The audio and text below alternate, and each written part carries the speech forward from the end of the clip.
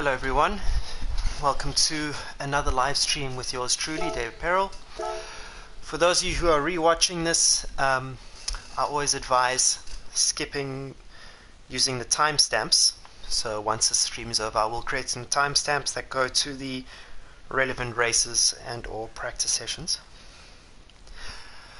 Right, been a hectic day for me.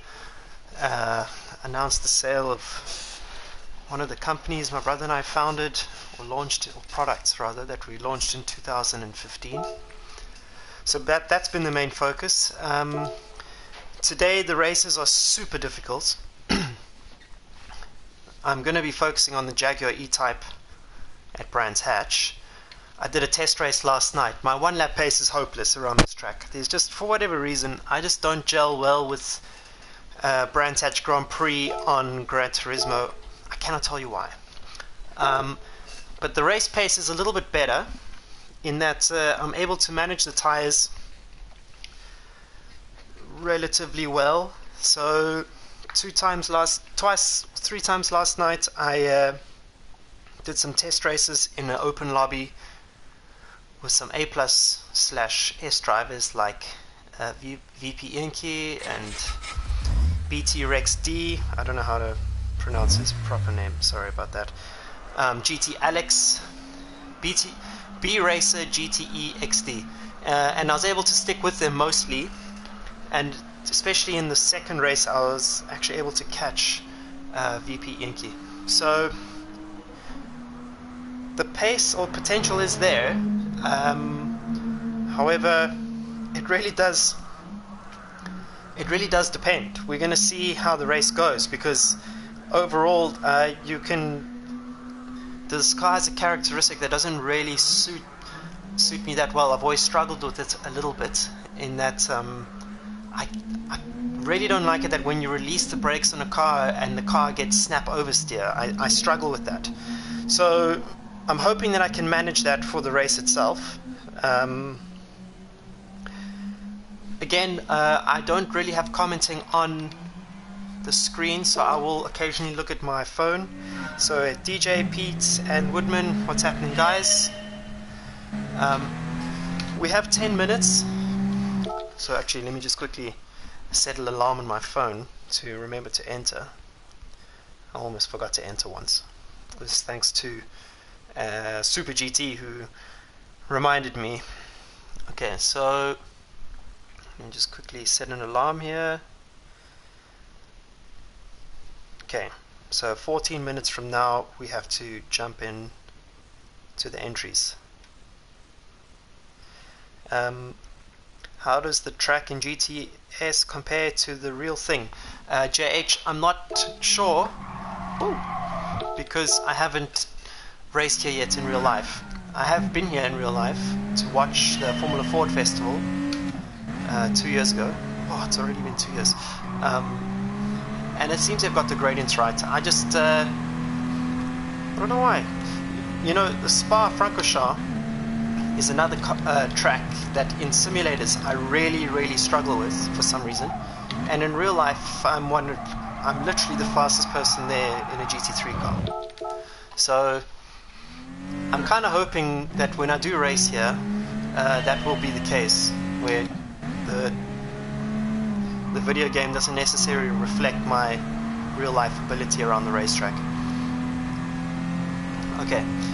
Anyway, it's usually slow and tight tracks in real life that I struggle with.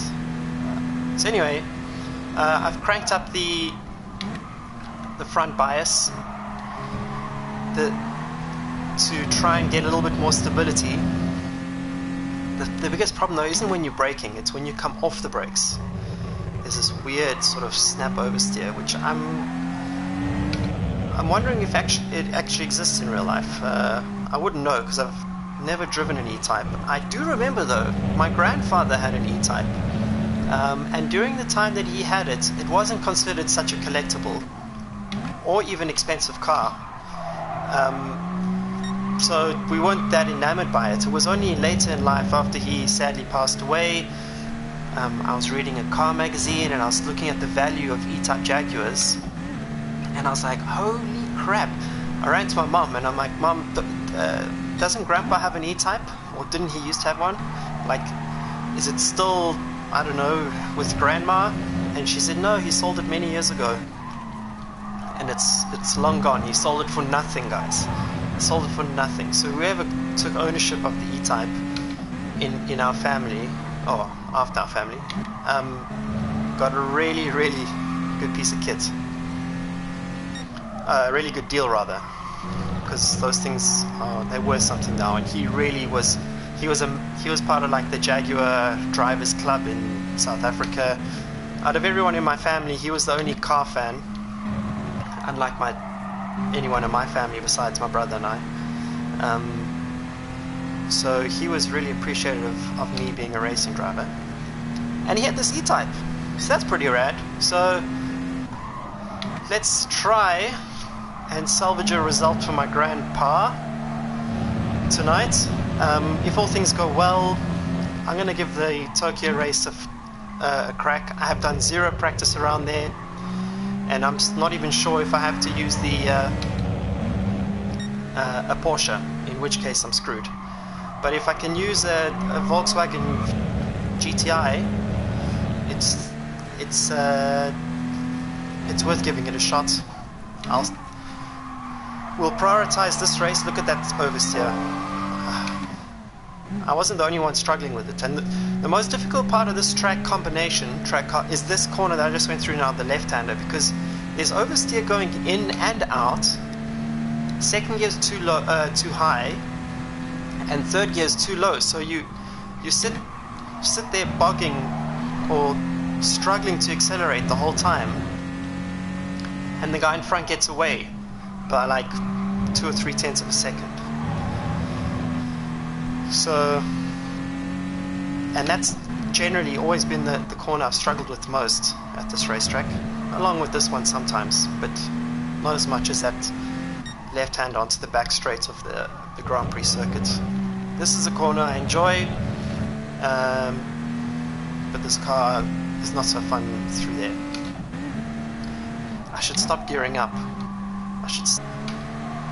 In any case, whenever you're driving a manual car, if you sit in the rev limiter for just a short amount of meters, it's always better to do that instead of changing gear.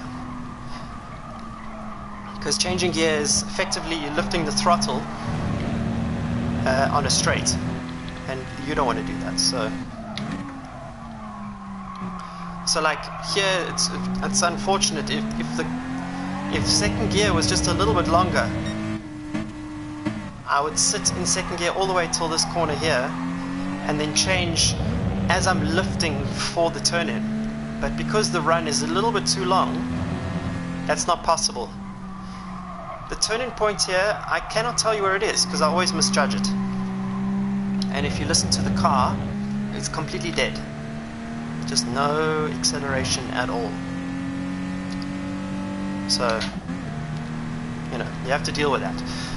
Last night in the race I was changing down to second, and it was helping with my ability to just manage the corner overall, but woo, you see that oversteer? But I was losing a little bit on the straights to the guys who were absolutely nailing it. So the plan tonight is I want to get a qualifying position in the top 5. I'm not expecting to get pole position, but if I'm in the top 5, I'll consider it a save, and then I'm going to try and manage it in the race. And given how hard this car is to drive, I'm probably not going to be talking that much during the race.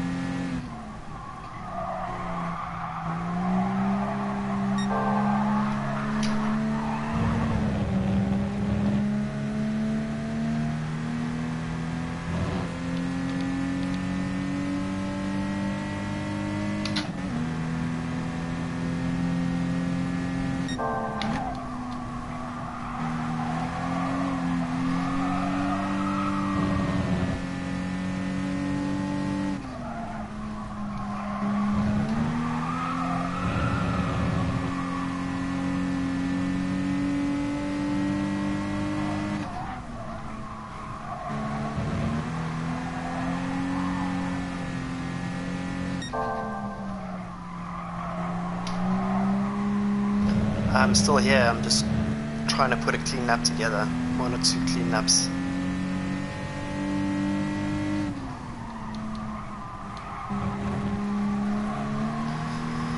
My original intention this week was to do a track guide of the FIA races, but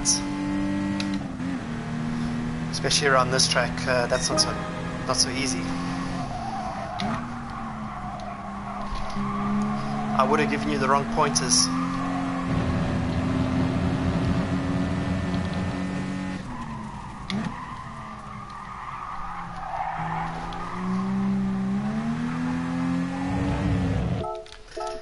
.44.6 is not too bad,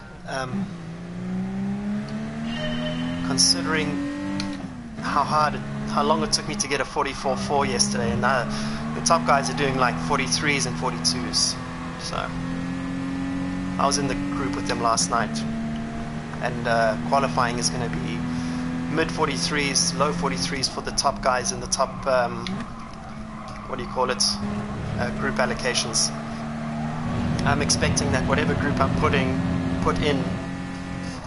given that my DR is still recovering, I don't expect anything more than a 43.5. So I have to try and get a mid to low 44. I was able to do it once yesterday in one of the qualifying tests. Whoa, whoa, whoa. Ouch. Sorry, Grandpa.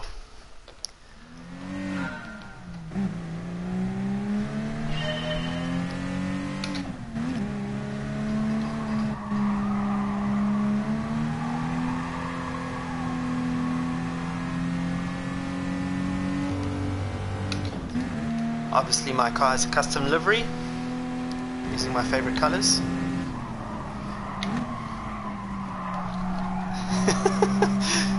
This car is just a hoot, man. It's a hoot to drive.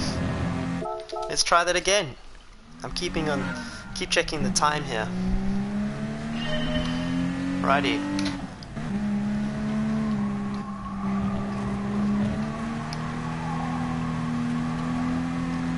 To start the lap, I won't hug the corners so much.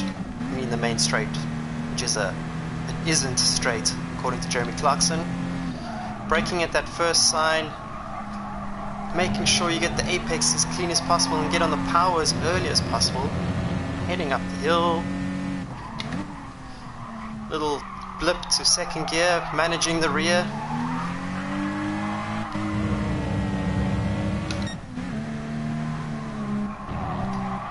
Anticipating that oversteer.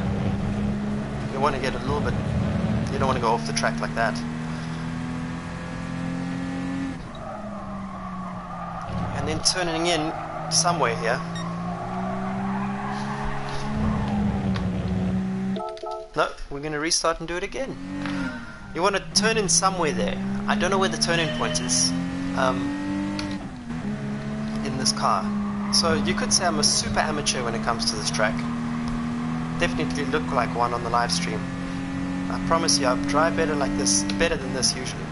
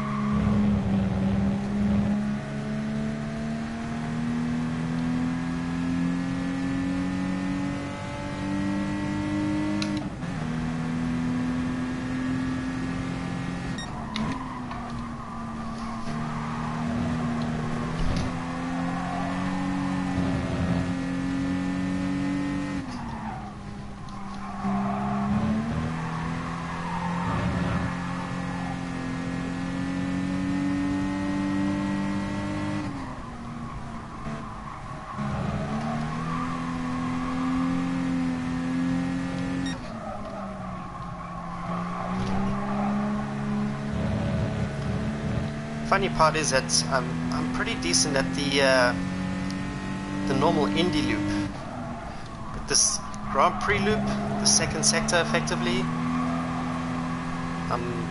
just can't put it together.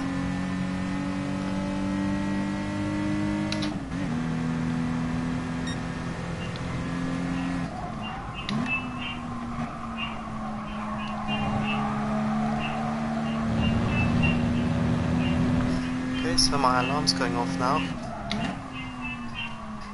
Not sure if you guys can hear it. It's my morning alarm. Whoa! Don't look at your phone and drive, kids. It's dangerous. Okay. Exiting there, we're just going to quickly enter the race and go back to practice. 10 minutes remaining.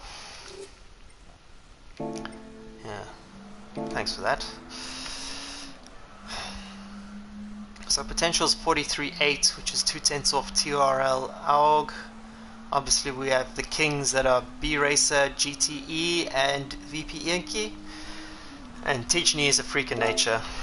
I don't know what that guy does. He has so much fun. His approach to this game is probably the best I've seen of any sim racer. He just treats it like a game, takes it easy, doesn't freak out if he makes a mistake, and is always in the top 3 of any FIA race I see. Maybe top 5 if he's having a really bad day. If he's like particularly miserable because, I don't know, he didn't put enough milk in his tea. So just quickly reading the comments. Pete, thank you so much. DJ, I'm glad that they host the races with these old timers. I think it gives other drivers an opportunity to shine, to be honest.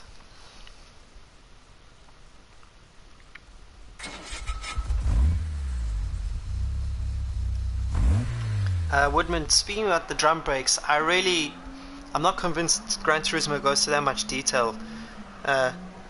Considering that how badly the kart handles in this game and how unrealistic the kart is in this game. I genuinely wonder how much thought they put into the drum brake physics. JH,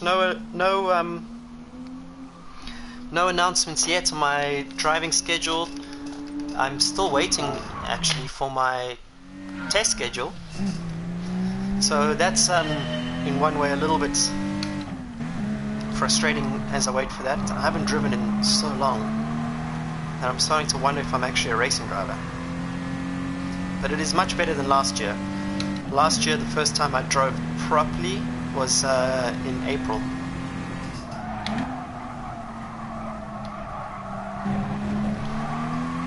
Look at that release oversteer. I don't know how to fix that.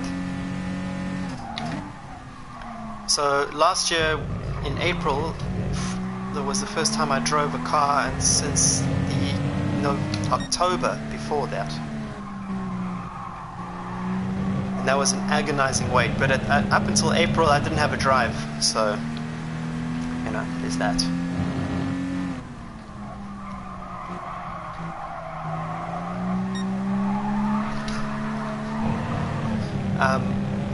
That was not good.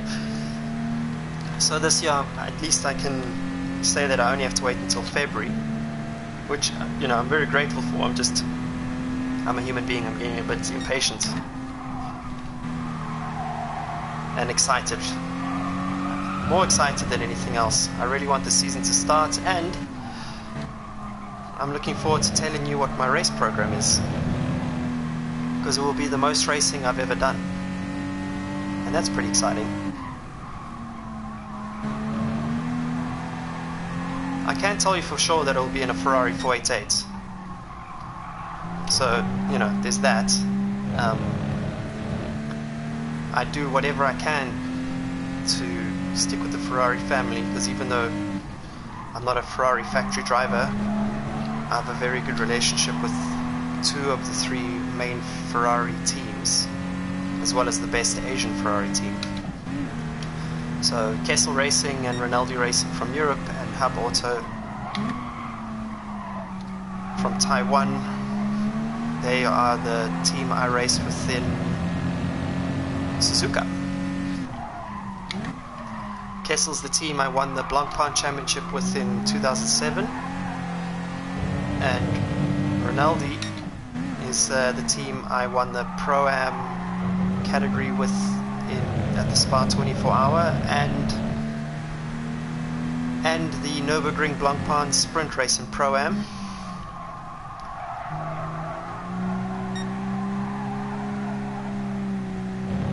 My God, that corner is so difficult. I wish I had more feel of how to take it, more.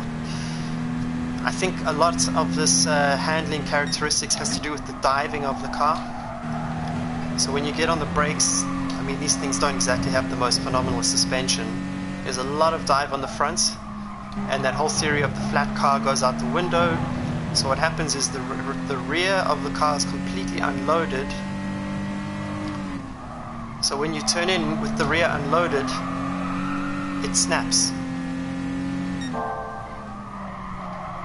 Also, this car doesn't have a differential. I mean, that makes a difference. And this all adds up to the snappy characteristics that I cannot quite solve in my technique. If I have entry oversteer in a racing car, I generally struggle, and it's entry oversteer when I'm braking, releasing the brakes. If I actually have oversteer, it's okay. I'm relatively fast with just normal oversteer. But this releasing the brakes, snappy oversteer stuff, if I experience that in a racing car, it's the first thing I try and change with the team. It's often related to not just brake bias, but also how much dive you have on the car, and sometimes the differential. The differential is more about what happens when you get to the apex and you get on the power. What's the behavior there?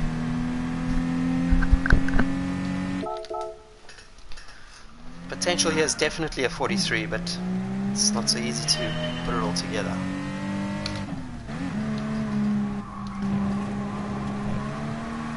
I am glad that I did a race yesterday against the aliens and managed to match them.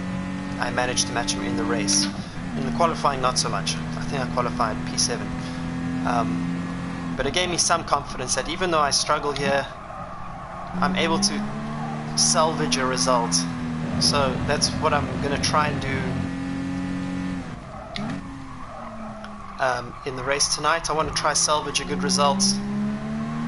I know it sounds like I'm being negative, but there are tracks that I'm very confident at, like all the fantasy tracks. Quite a few of the other more European-based racetracks. I just don't feel it at this one. And I can't solve this oversteer problem. Come on, buddy, don't bog down so much. So even if we were in a grade 3 car here, I would still be a little bit of woe is me and crying like a baby.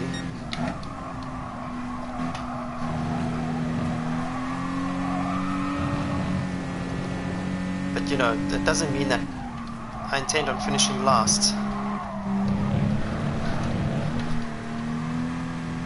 I'm still going to try and fight for the win, obviously. But when you get to a track where you are particularly confident and do well at, there's always a little bit of extra pressure not to screw it up, You got to win the races that you think you should win. And the races that you think you can't necessarily win, you got to salvage a result. And if you actually end up winning those races, that to me is the mark of a really good competitor. This is always one of the things that to me defines a great driver like Hamilton, Alonso, is they win the race, and Schumacher, they win the races they shouldn't have won necessarily. Hamilton did it at Monza this year. Alonso has done it countless times in his career. Not Singapore, but Fuji 2008, and there's a whole bunch. I mean, his Ferrari years were just phenomenal. Schumacher, Magny Core, when he did a four-stopper. They're able, Kimi Raikkonen, Suzuka, they're able to win races which they weren't meant to win. It wasn't on the cards. No one gave them a hope in hell. The opposition was just completely dominant. And that's the thing, they always win the races they should win. They do that almost with their eyes closed and make it look easy. But it's when they win races which, no, just you didn't see it coming, and it's like a shock and a surprise. That to me is a truly a great driver and competitor.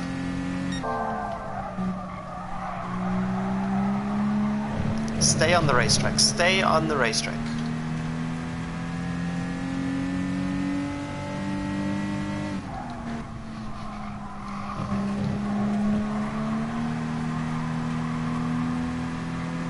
That was quite smooth. And now I'm just going to hold the gear all the way until after the finish line. And we just missed out on a 43. Potential 43.7. Still miles off the pace of Tijani, etc. 7/10, which is a lot in this car. Right on, here we go. Thanks to everyone who's joined in so far. Much appreciated. Oh god. This is a super group. Look at that. Tuscany, VP, BFR Devil, B Racer GTE. Oh god. Okay, if I get a top 5 here, I will be flying off my rocker. What?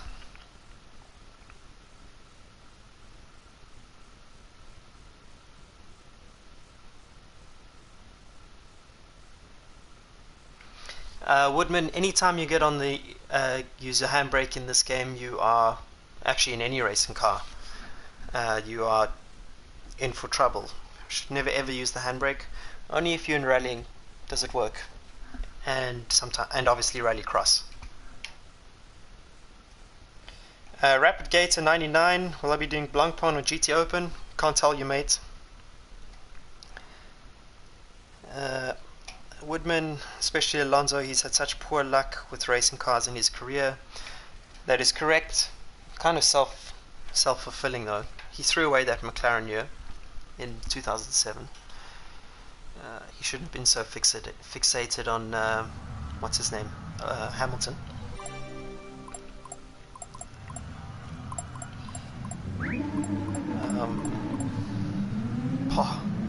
Okay, so the good thing is, I raced against these guys last night. Tuscany, Zimmy 58, who we had an epic race against yesterday. I mean, not yesterday. In the last FIA race at Monza. So max respect to him. Who else? VPEK? Mate, I hope I'm saying your name right. Please leave a comment if you watch the stream later. I did actually catch him in the first race we did together last night, but he then figured out the car and disappeared into the distance. Look at that, they're all able to hit that apex. I'm flying all over the place. That is going to be my weakness on this racetrack. Adam the Man, 1993. Let's guess when he's born. Rick 918 BMX. Very good. Maybe he has a BMX colored Porsche 918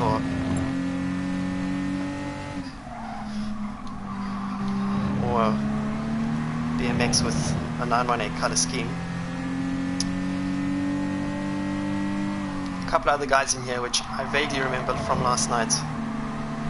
I wonder how many points this group has. I don't think it's a top group, but there are some top drivers here. So the pressure is on yours truly to not mess up this qualifying. Hey, buddy. what was cool last night is there was no ghosting if someone went wide or whatever. So if someone was going off, you had to actually physically avoid them. That was pretty cool.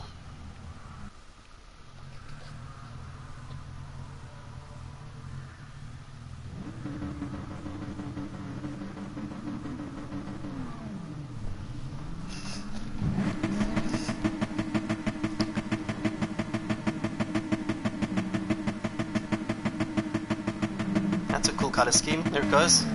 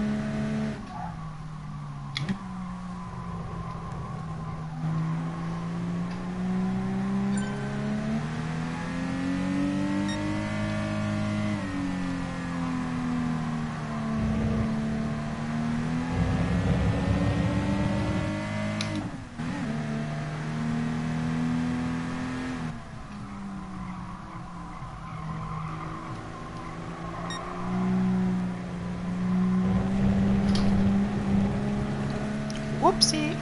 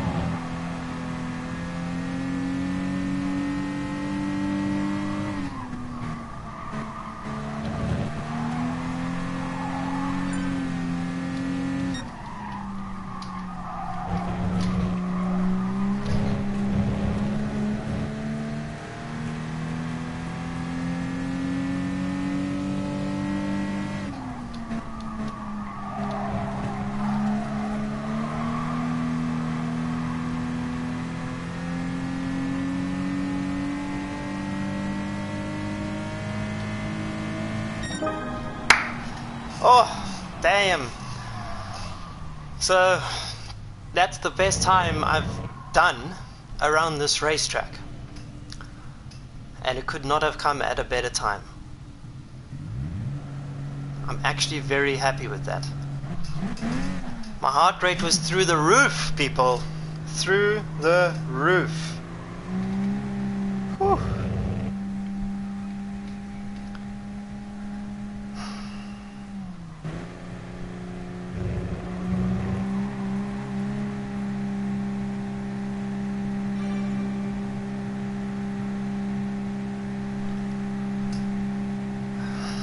Gotta be honest, I need to calm down a little bit, because I usually tend to throw those away.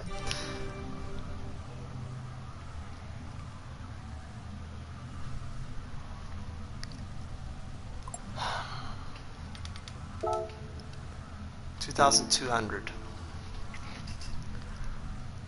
TX3 Atom is no joke in this game.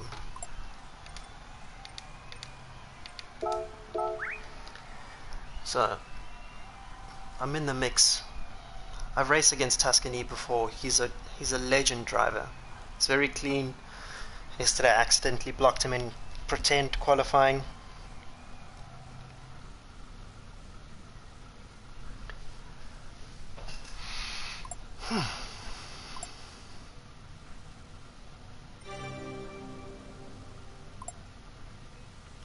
We've got Wi-Fi password in here again. Well done to Rick918 BMX. Well done to VP Inky. I cannot believe I did a top 5. When I saw the list of starters, I predicted hell. But on that particular run, I somehow managed to balance the car much more by overlaying throttle and brake, which is usually a big no-no. In modern day racing at least, if you're overlaying the throttle and brake, you actually run the risk of the car dying on you. Like going into a safety mode.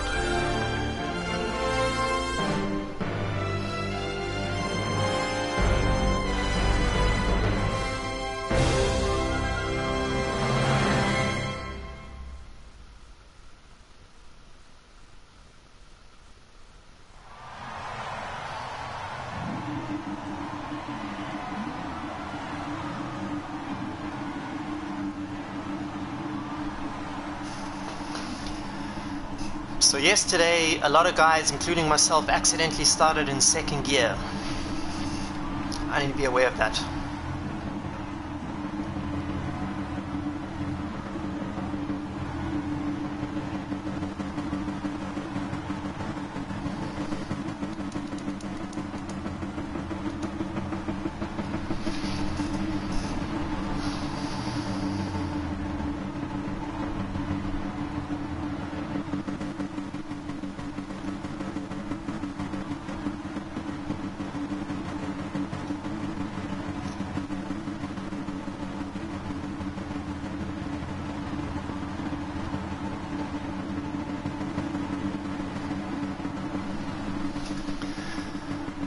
BFR Devil is definitely going to fight through the field, and it is possible in this race to do that.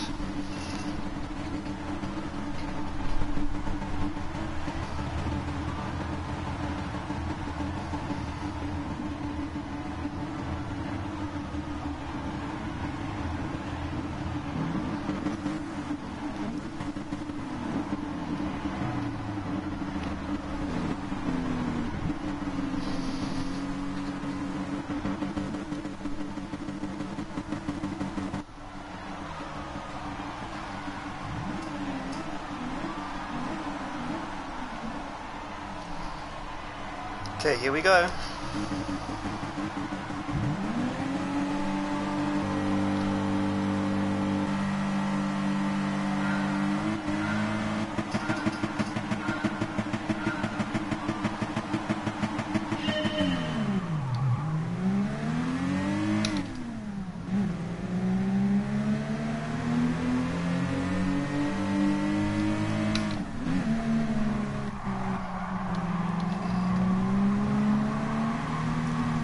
That was a major strategic error on my side.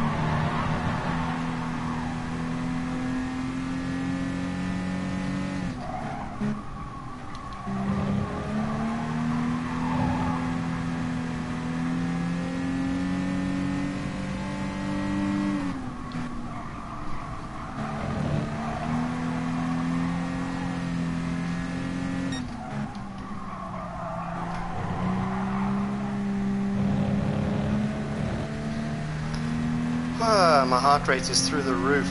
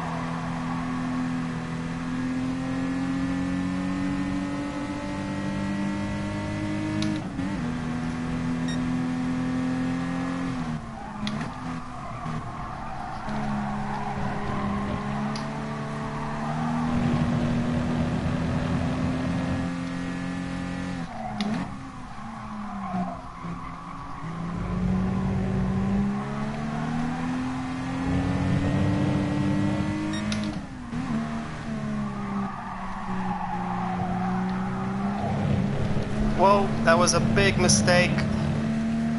Big mistake. But not as big as this one.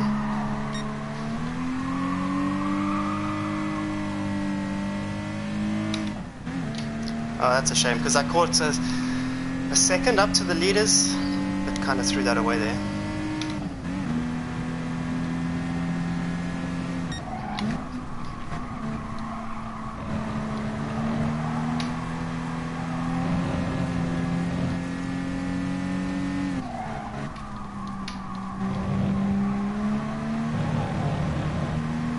Oh, that's a little bit frustrating, actually.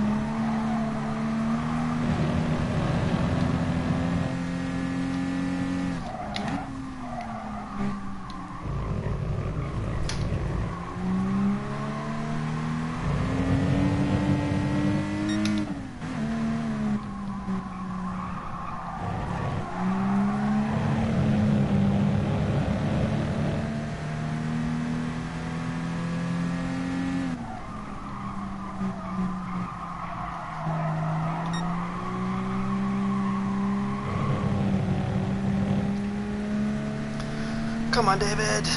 I made up a 10th there. 2/10 or something. I don't know.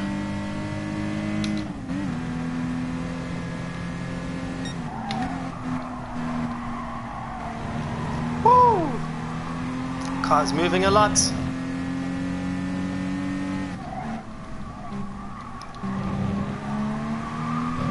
I'm literally just trying to keep this thing on the road now.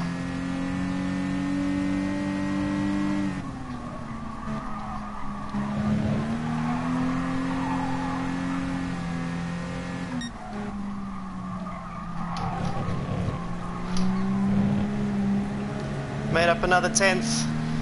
I just need 49 laps to go and then I'll catch them.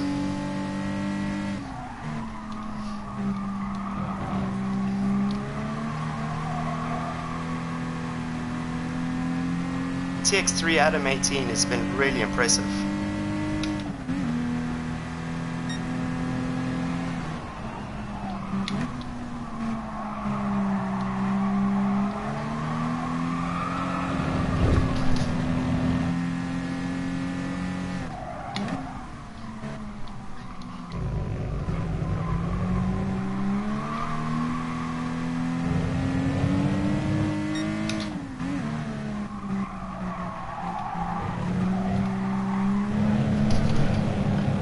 Oh, missing out on such a good battle up front.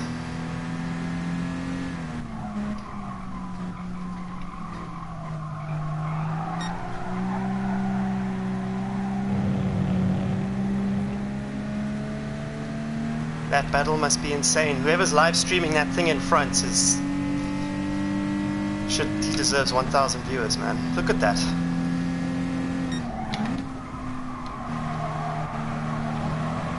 I'm coming, guys, I'm coming. Leave some space for me.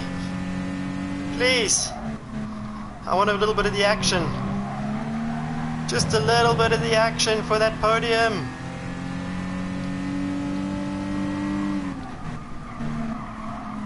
Coming, coming. Come on, David. Just give me one more lap. Oh, Tuscan, he was leading. He was leading. Gets chucked down to third. Sorry, mates. Come on, David. Ah, come on. What is this lap time? This lap time better not be in the low 46s. Okay. Woo! Man, oh man. Guys,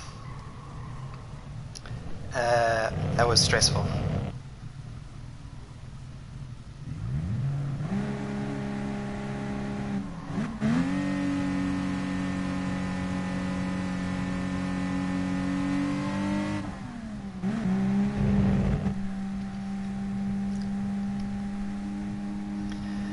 Okay,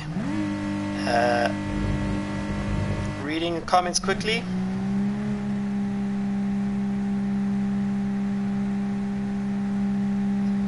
I don't know where to start here. It starts 16 minutes ago. I'd say wheel at the very top level for pace and consistency.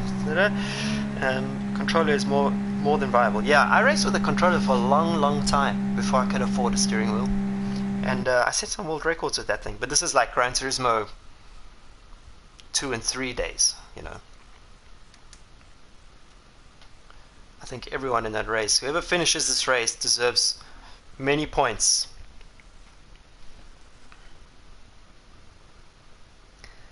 I had a full rig this month. Nice one, bud. Evening, guys. These sectors, though. There were some mini phases in there where I was catching it, but then I just couldn't keep it together. Congratulations. And Tuscany ripping into VP Yankee. Sorry, mate. Thanks for the race. 918 threw it away there. Threw it away. I made a big mistake. My mistake was on the opening lap. I went to the outside of turn 1 like a real idiot. I mean, it was completely unnecessary. 44.2 was the 3rd quickest lap of the race, so not so bad. That died and would stay focused. Okay, what else are we looking at? Tire wear. Yeah, Adam's exit out of T1 is just really brilliant, honestly. So I just want to see. Oh, it's in a GT4.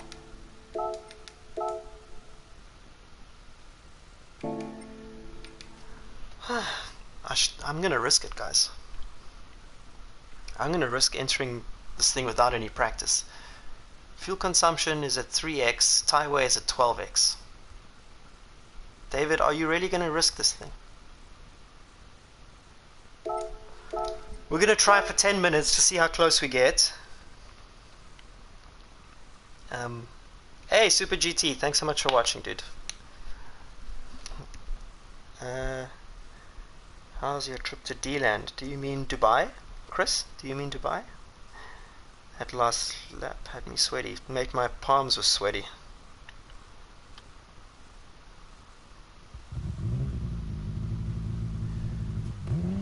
Oh, Deutschland! Ja, alles gut. I was there for almost 2.5, or I was there for about 11 days. It was a lot of fun. But I was getting driving withdrawals. I was missing my simulator. 12x tire wear on a grade 4 car with medium tires. Oh no, it's at night. I can't see, Captain. I cannot see. Okay, so you know who's the master of this is actually Super GT. I've watched a couple of times. He does like 5 laps practice, qualifies like 15th, and then finishes top 5. He's so good at staying out of trouble, even with the remote. A lot of grip there. Hang on, I just need to put an alarm on here to remind me to enter. So we have 30 minutes of practice. Not really. We have... I'm putting it for... Oopsie. Sorry, peeps. Almost there. We have like 15 minutes of practice.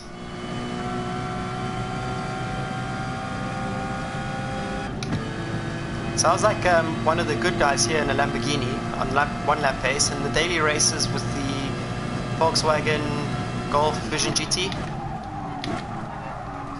I had a little bit of a winning streak because I was able to fuel save better than anyone else.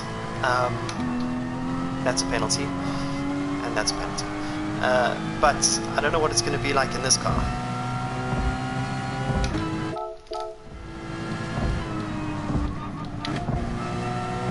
This is also a medium, what do you call it, a mid-engine car though, so certain handling characteristics are going to be the same, such as the changing down as late as possible. That definitely makes a difference. To help with the... Where's the corner? Oh, there's the corner. Help with the rotation of the car.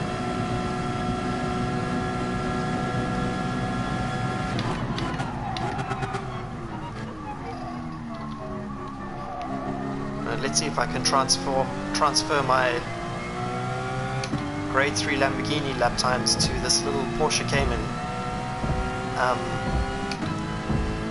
It doesn't take me 15 minutes to learn a car and track combo. It takes me more like 45 to an hour, and then I do like to do a little bit of prep with the strategy.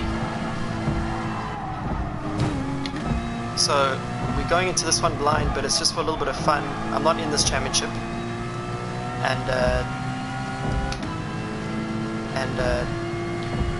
whether I win or lose is not the end of the world. I'm really happy with that Brands Hatch race. I'm more happy, if anything, with the qualifying, because usually I'm the qualifying bottler. You know what we've got to do there? We have to brake more. Literally, just brake more.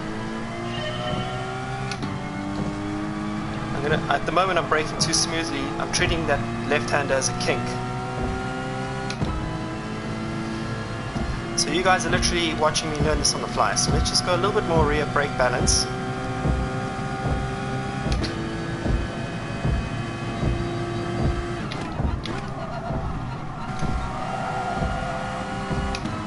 I'm not going to watch the best laps of Key in them. I assume they're great, but I just want to see what we can achieve with this kind of practice. Let's see if we can get into the top 10. Hopefully we're in a good group. Let's have some fun and let's avoid some penalties. So I'm on a suicide run here.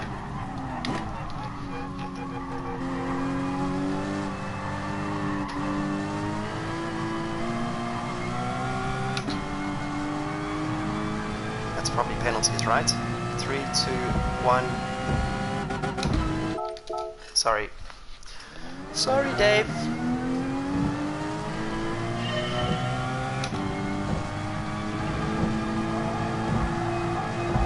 I was expecting a little bit more grip from these medium tires, especially in this car.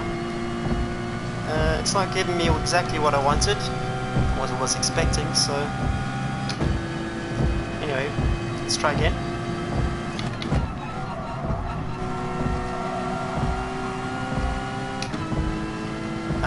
I think with 3 times fuel with this particular car, I think it just means that we don't have to do a fuel stop.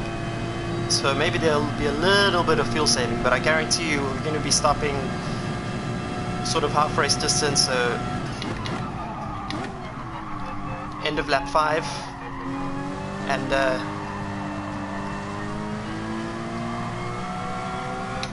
swapping back to the medium tire without even not even considering the hards. That was completely unexpected. I thought I didn't get a penalty there. A little bit frustrating. I mean, if we want to do this race, I have to be able to do a lap, right? You know what will be important in this race is the slipstream in qualifying. So positioning your car in quali is quite important. That was very sweet. Okay.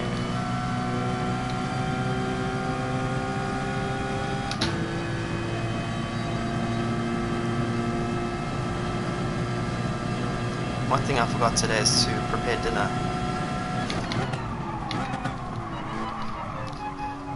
So when I'm finished here, it's going to be past my eating window. Just by the way, to lose weight for the season, I do a little thing called intermittent fasting, which means I skip breakfast and I only eat at 1 o'clock, and then I finish eating at 8 p.m. must be my last bite of food. Well, technically I should have swallowed my last bite of food at 8 p.m. And during that window, I'm only allowed to eat obviously healthy food. I mean, I do have a bit of a sweet tooth, but you know, chicken, vegetables, steak, eggs. Avoid fruits because of the sugar, and replace any sugar cravings with carrots. So I can really smash a packet of carrots, the little baby ones which are peeled, love them. That's not to say I'm not, you know, I don't love my junk food. I'm not a junk food snob. My favorite meal in the world is a Big Mac meal, and that is not a paid endorsement.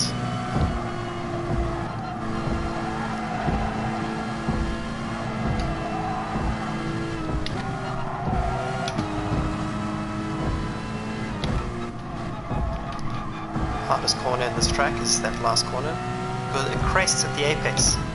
So you got like off camber going in, then like this rise in the middle where you get big understeer, and then off camber going out. So whatever understeer you had going in is now magnified going out.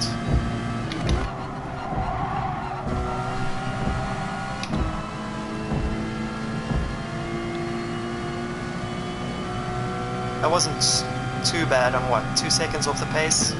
So I'm in that like embarrassment zone. It was the first clean lap we've done around here. Mental note to adjust brake balance for the race.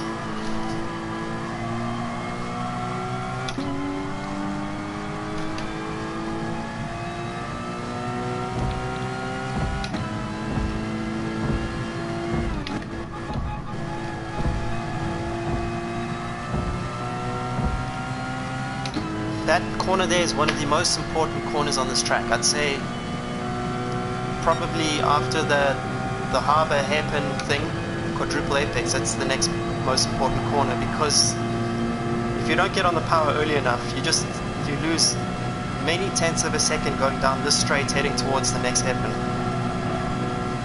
I'm having little pangs of regret here for entering this race. I'm just worried about the sportsmanship ranking stuff.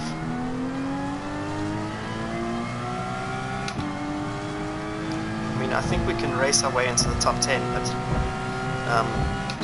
if those SR's warnings start to ramp up against me, I'm going to be a very miserable driver compared to what I am now, which is celebrating a 4th place at Brands like a real plonker.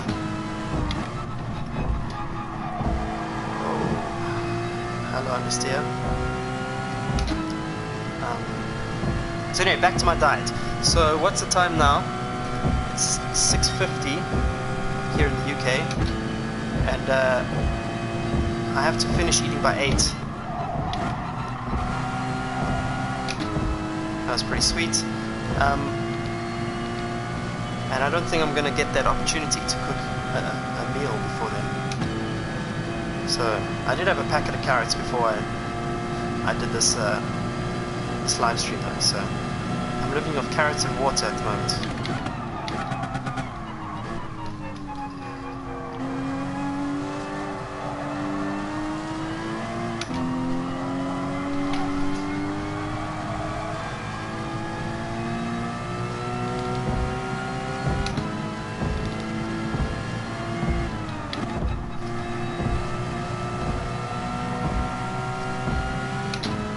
Hitting walls is also not really acceptable if you want to get a good lap time through that corner.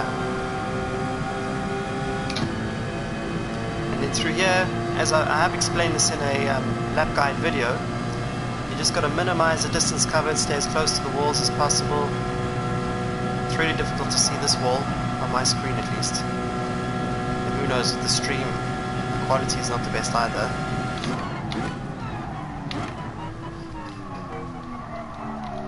over slow for the hairpin, so you can get on the power as early as you can. Accelerate out.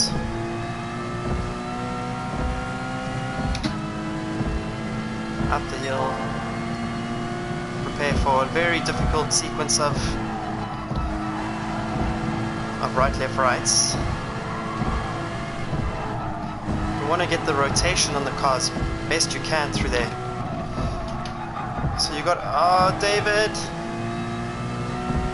could have found a second there. Would have been in the 2 of 4s lows. Oh, what a knob! Oh, what a knob!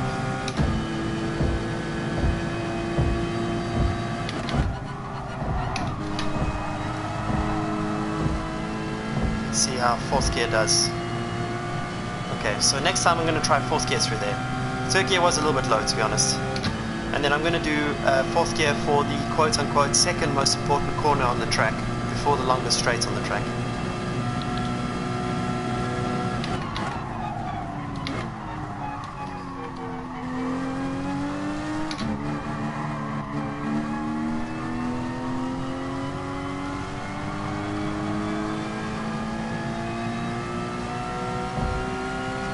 Whoopsie. Okay, well, let's at least try the 4th gear through here. Oh. No, that doesn't work. Time check.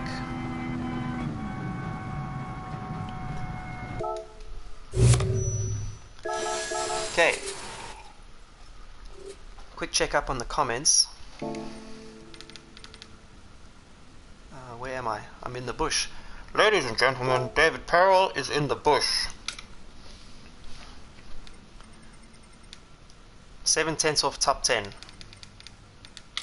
1 second off a decent top 10. Let's quickly check here. What are you guys saying? Chris W. stopped at lap 6 on medium and it was the worst strategy ever. Chris, why was it so bad?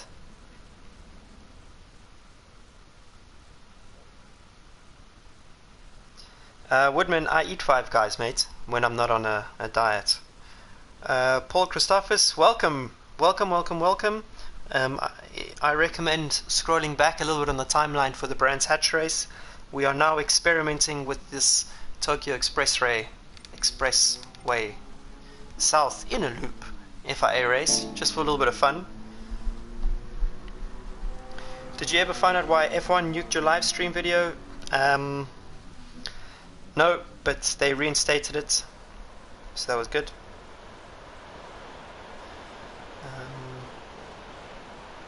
What else we got here?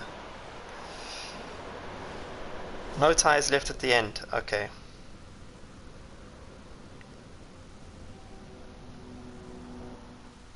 Adam, I'm sorry to hear that. I hope it wasn't me. Was it me? No. I think I had a pretty smooth race. At Brands?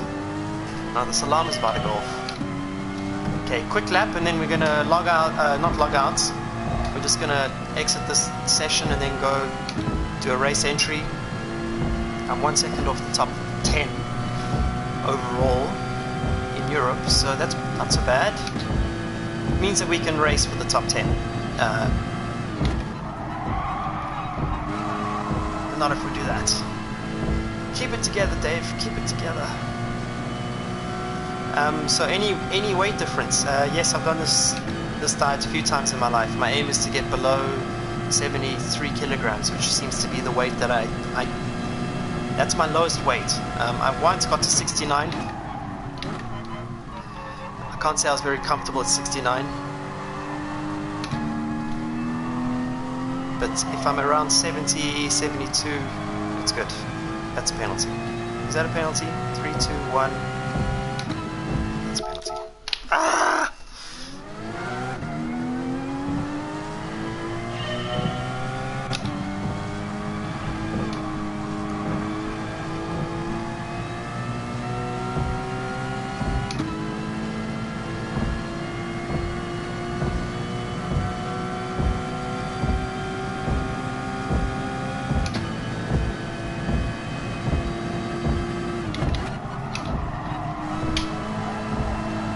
So Super GT, if you're still around, bro, Any reasons you haven't done the FIA races the last 2 weeks?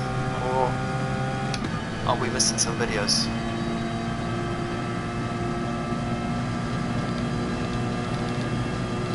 Going for more neutral brake balance now. Staying in third gear. Getting on the power in third gear as early as I can. And hoping that I don't get a penalty there. Okay, we're good. Fourth gear through here. That was good. On the power early. Ticking the boxes. David, you got to practice what you preach, brother.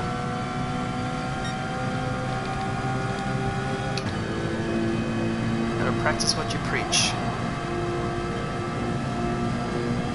And then I know I messed up the last corner, so there's some lap time there. Straight line here. Up the hill, braking after the just before 100, 200, 100. Could have done that better. But the weird thing about that hairpin is you don't necessarily have to hit the apex, although it is ideal. And if you don't, you can still get on the power quite early. And you have this sort of benefit of getting a run on the exit of the corner.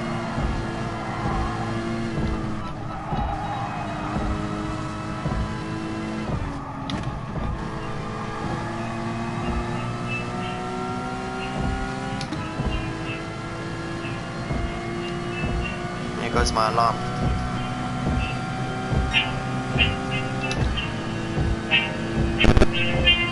There it is.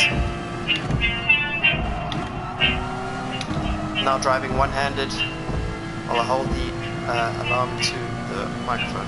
Okay, so let's close this lap and this alarm.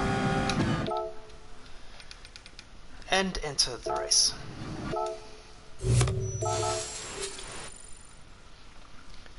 So where does that put me in the hierarchy of people who are faster than me? 3/10 off key, and keys. Keys, absolutely belting faster in Gran Turismo Sport.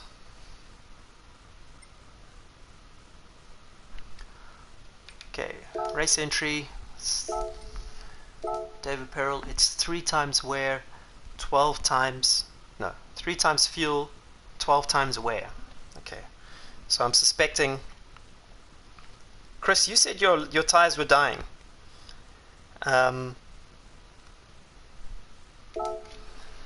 Was that because you were having a tough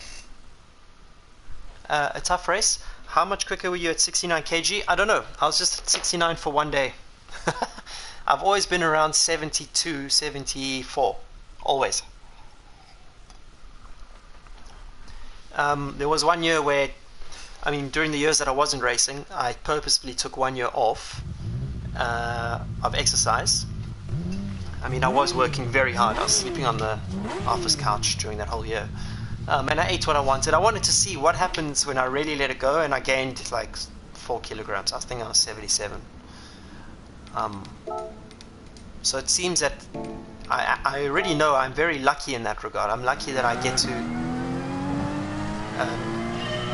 that my weight is pretty stable and it's relatively low. But, I'd rather be a healthy 73 than an unhealthy 73. Also, I'm not sure if you guys are aware, but in Blancpain and GT Open, actually all the GT classes, the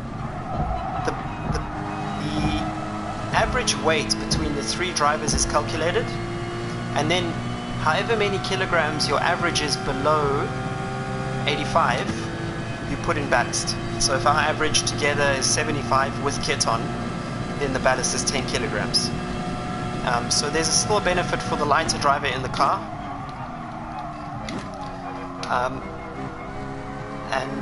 And the heaviest driver in the car gets whacked twice as much. So you want to try and all just be as close as possible.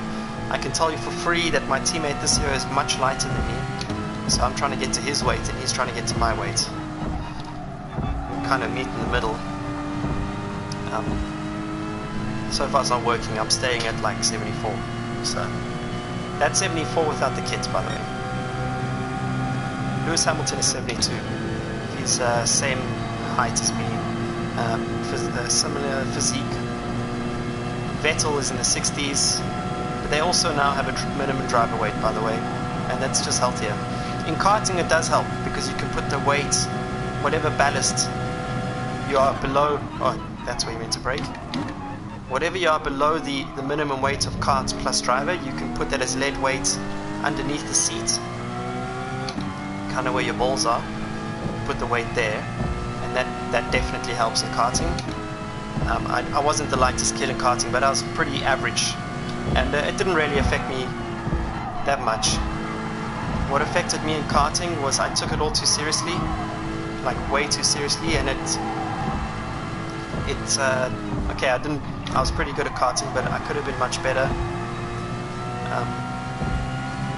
And I used to get very nervous, which I don't get nervous anymore. Strangely enough, when I cured my nerves at the World Championships, or it's not the official World Championships, it's the Rotax Max Grand Finals. But that's the only realistic championship for drivers without budget, because yeah, well, I had no money. So anyway, I went to that, and I started in the top 5 in well, hang on, no, I finished in the top 5 in every heat and started the pre-final in 3rd place. And overall just did very well. I almost won the thing. I led the race for a corner, but got bumped wide by a guy called Mike Simpson, who now races LMP1, which is quite cool. But anyway, at that race I somehow managed to fix my nerves issue. I remember on the grid, the feeling I had was just total calmness. My mind was so quiet. It was so strange. I mean, it's the World Finals. I'd spent 5 years trying to get to the World Finals. It was all I ever wanted to do, was get to these Rotax Max finals. But in order to do that, you had to win the South African Rotax Max Championship. And the problem in my era was all the Rotax World Champions were South Africans. So at the Nationals, I was always racing against World Champions. I suppose you could say that was good preparation for the race itself. So when I got there, mentally I was maybe a bit better prepared than I thought. I took the racetrack, which was brand new. It was built specifically for this race, and it was the race was hosted in Al Ain, United Arab Emirates. I found it on Google, printed it, and then traced it in Fireworks using vector tools, and then printed it and stuck it all over my house in an attempt to embed the track in my mind. So I even put it at eye level when I woke up in the morning and it was facing my cupboard. I put it in the bathroom, so when I was brushing my teeth. I put it inside my clothes cupboards. I just basically had it everywhere. I still use some of those techniques today. And then when I got to the racetrack at the World Finals, I walked it on the open day. I walked it 3 times, and come first practice I was in the top 10 in terms of pace without any testing. Some of the other guys had done some testing there before, and I think there was only one other guy who was in the top 20 who hadn't been there testing. He was another Australian called David Sierra, who's a belting fast kart racer. And yeah, I kind of hung around there the whole weekend, except for qualifying. My Achilles heel, I qualified nowhere, so I started every single heat in 15th or 16th place, and the knockout heats, but had really good first lap starts. I would go from 15th to the top 5 on the first lap, and I can thank the PlayStation for that, because I was using, just before the weekend, I was using the Formula 1 game to practice my starts. I was starting at the back of the grid, standing starts, and then trying to get to the front on lap 1 without crashing.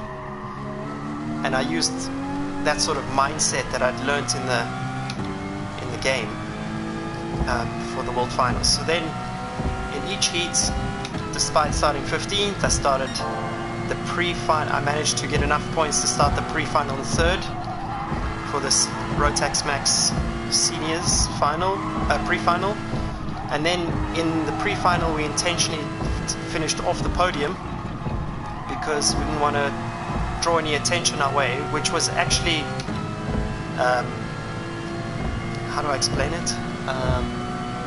It was too late because in the warm-up I set the fastest lap of the weekend, so after warm-up everyone was trying to look at my kart for setup tips and all that, which is kind of funny. They literally, when you're on the grid for the next heat or whatever, they literally come stand next to your kart and talk to you for about 3 seconds, and then, but while they're talking to you their eyes are on your kart, and after 3 seconds they just look at your kart. They're trying to steal the setup. So what we used to do was, in the evening of each race, of each day at the Rotax weekends, we'd strip the kart completely. Myself and my mentor Claudio would strip the kart and put all the pieces into the seat, and then get there early, first thing in the morning, rebuild the kart to the setup that we had written down, and then do that over and over because we didn't want anyone stealing our setup or sabotaging our setup. So by having to, that was that what do you call it? That method affected us in 2 positive ways. 1, no one could steal our setup, and 2, no one could sabotage our setup because we were always having to redo it ourselves. So we never got there in the morning and would, like for example, too lazy to check our setups. We were constantly having to rebuild the kart. I mean, even on the day that we received the kart for the World Finals, you all draw a number out of a hat and everyone gets the same kart and the same engine, same kart manufacturer chassis, and obviously the same engine. Everyone races with Rotax, and we built ours and stripped ours twice on the first day of preparation, just to make sure that everything was straight. We put so much preparation into that weekend, and it almost yielded me the World Championship. In some ways I'm happy that I didn't win it, because I don't think I'd be racing today, because I would have been pretty happy with just that win. All I wanted to do, I still want to, was emulate my mentor Claudio, who actually won the thing in 2001. He won it.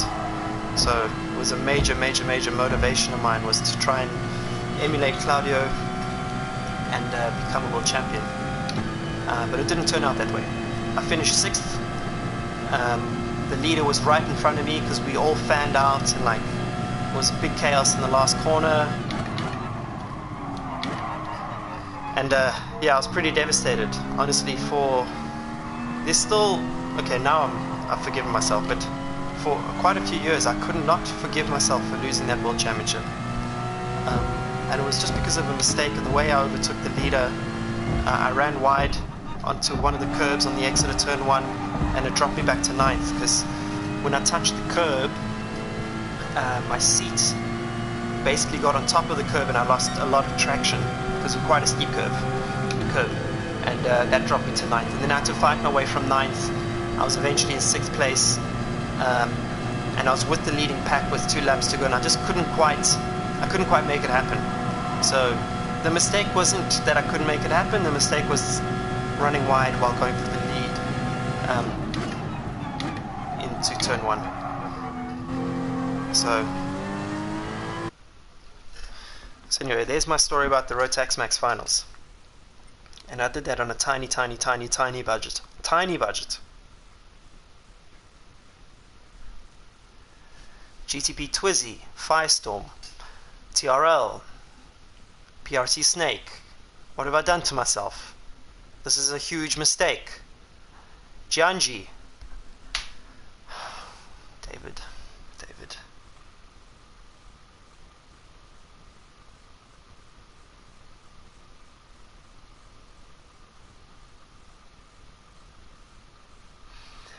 Paul Christophus. I have raced with Chris Harris, mate. If you go to my YouTube channel and you go to the features playlist, you'll see I've been on Top Gear, because Chris Harris and I shared a car in the Spa 24 Hours. There's a whole story behind that. I had no idea I was sharing the car with him. but I was, and we were teammates, and yeah, it went pretty well until everyone crashed except for me. But it was cool to meet him, and we've been friends ever since. So every time he's at the racetrack, I go say hi, or vice versa. He's a nice guy, and everyone underestimates him as a racing driver, but the truth is he is a brilliant bronze driver. I was actually thinking the other day, if I could form a bronze ranked team, an AM team in the Blancpain series, he would be in my car. He actually mentions me again in a later video where he drives a McLaren at Silverstone in the Blancpain, and he actually mentions my name, so my heart almost sank. That was another Top Gear video, so I was pretty stoked with that. And I remember when I found out that he was my teammate, I just got into the racetrack, and he didn't arrive on the first day, but he came on the second day, so he missed the bronze test. He was quite busy back then. Well, he's always busy, but back then he was doing a show in America as well, as far as I can recall. And hards till lap 7. I think I'm going to start in the mediums. And I was so nervous to meet him, and I didn't know what to say to him. I never know what to say to anyone who's famous. It's a Cape Townian South African thing, quite shy. But in the end we got on really well. So yeah, that's my little name drop. I'm pretty proud of that though. And now I'll go quiet for qualifying.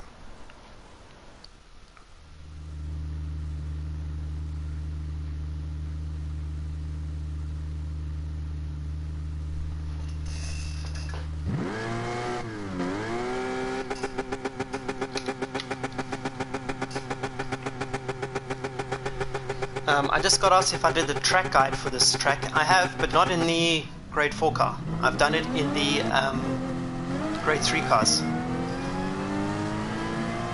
which you can watch. Actually, it's not a track guide. It's my top 10 lap time. Sorry about that. I thought I already did a track guide.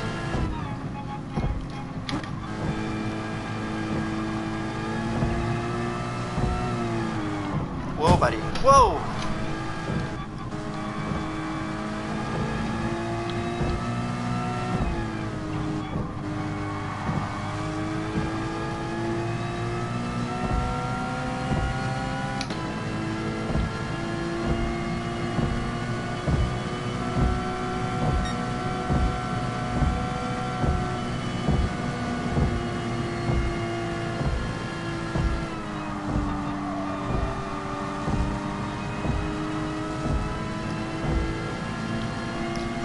My intention wasn't to do this race, just by the way, so that's why I didn't create a track guide. It's also been a super busy week.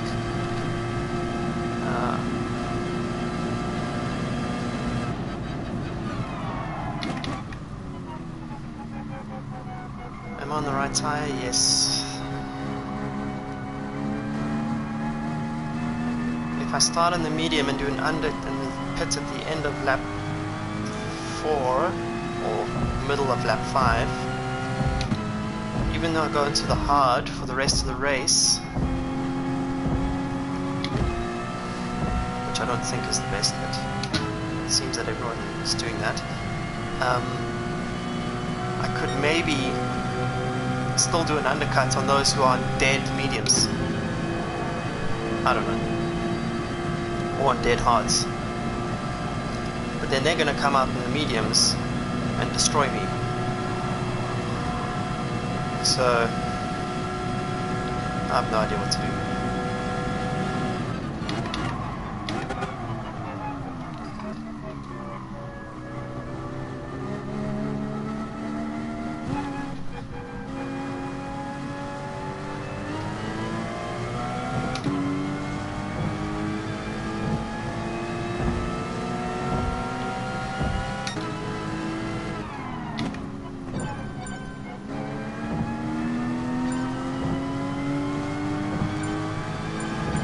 I was really dumb there. I forgot that the lap started immediately.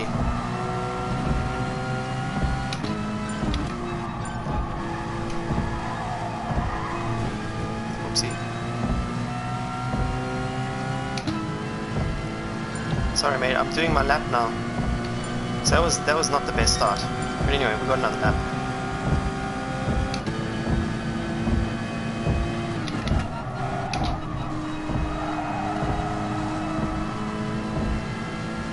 Because guys, dude, I'm also on a lap. I'm also on a lap.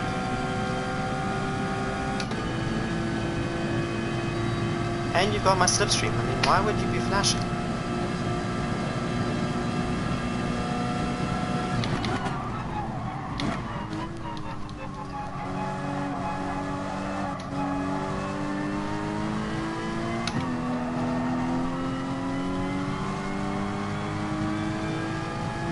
You've got a free slipstream.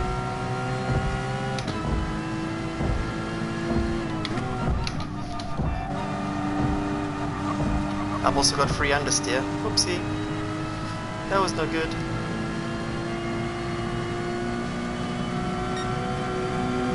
I'm going straight to the pit lane.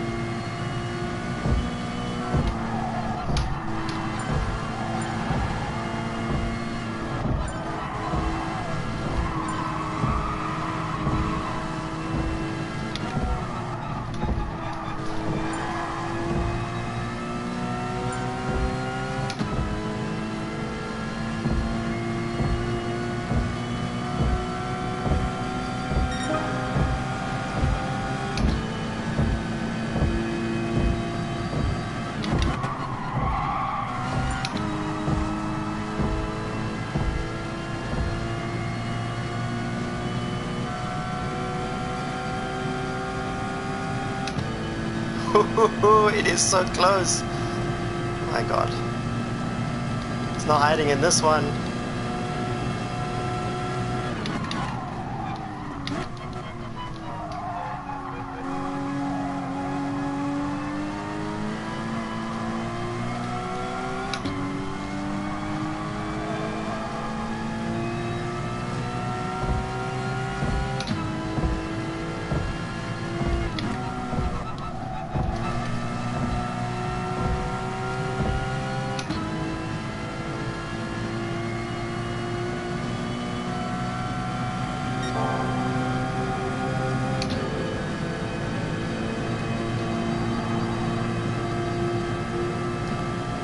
So I'm doing a dumb thing here, I'm risking it. I'm finishing this lap.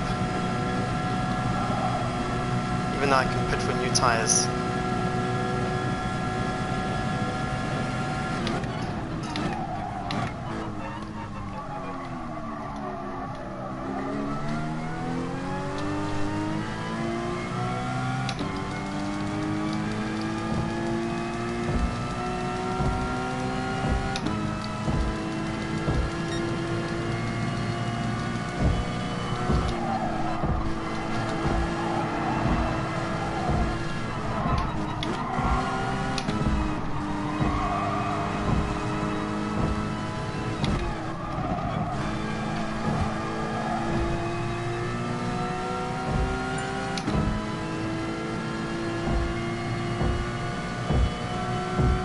Oh, that was a mistake, David. Probably should have pitted. Ah, what can you do?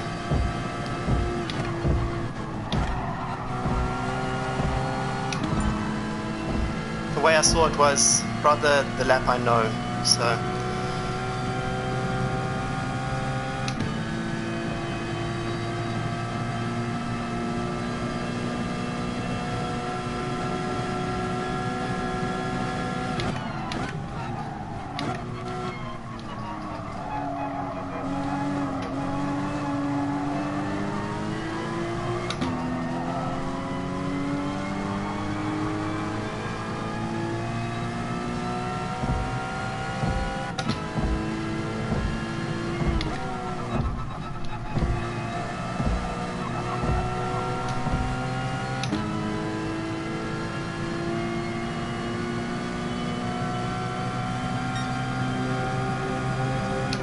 I did go purple in Sector 1 though. I'm pretty happy with that.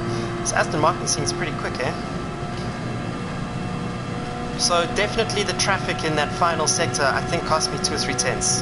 That irritates me because that cost me a few positions and the guys weren't getting out the way. So that's a shame.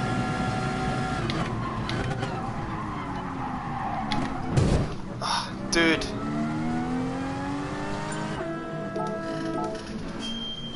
I mean, I know I'm getting the checkered flag, but that was a mistake.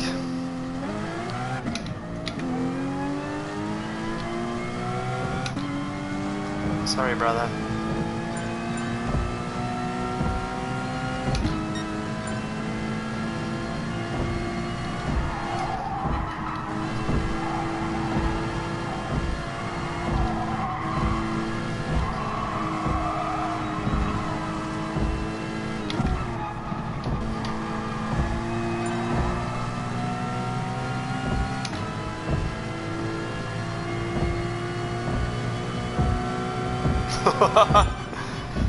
Just, I wanted to see if I could get to the line.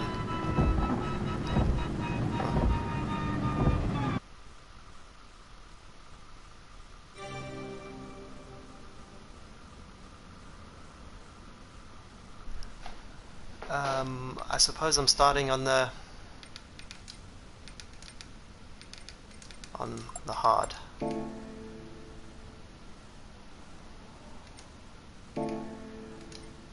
Yeah, if this was 11 laps, then maybe something else.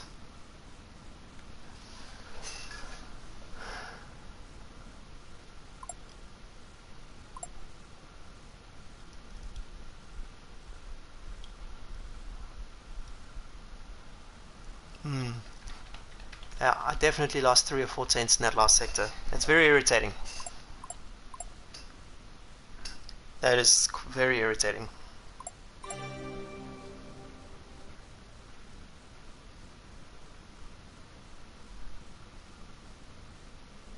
So I'm probably on the wrong tire now.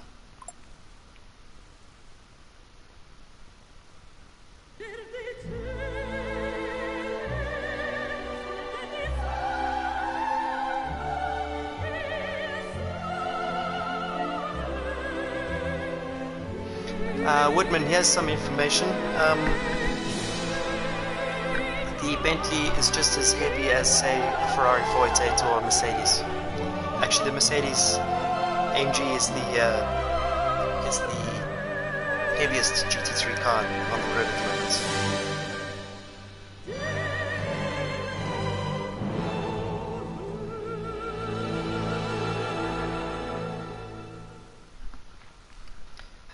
DJ, no mate, I don't have custom intros, unfortunately. I mean, I know how to edit videos, but I haven't edited.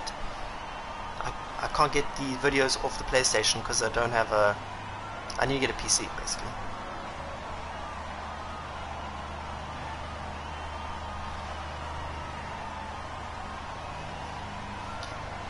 Paul, I only did Spa 24 with him. It was Derek Pierce, Chris Harris, and I'm forgetting the other guy's name that I raced with. He's a legend. He raced GT1s, especially the Porsche GT1. He's a really, really good driver. Man, I'm pissed off that this guy's blocked me in the chicane. What I should have done was boxed, but I mean, I could do this race over. I may do it over. Depends how much fun I have now. Depends how my SR ranking goes. I'm a little bit concerned with the tyre selection.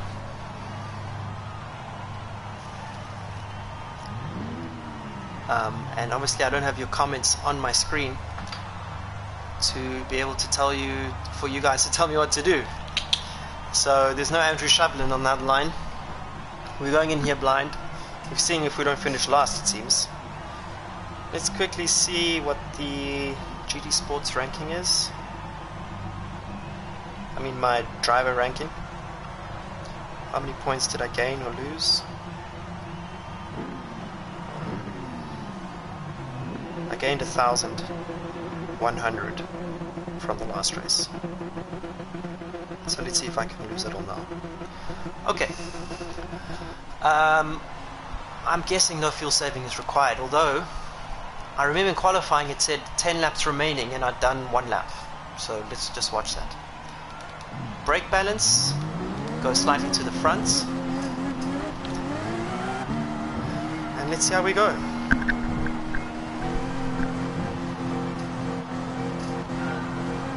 We're going to lose time in the first stint, as others pit earlier than me if they're on the mediums.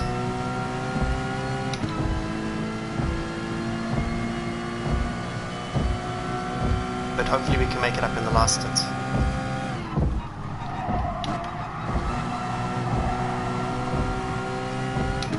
I wonder what it's going to be like braking for this harbour chicane, harbour hairpin with hard tyres on. Okay, so definitely a bit of fuel saving is required at the moment.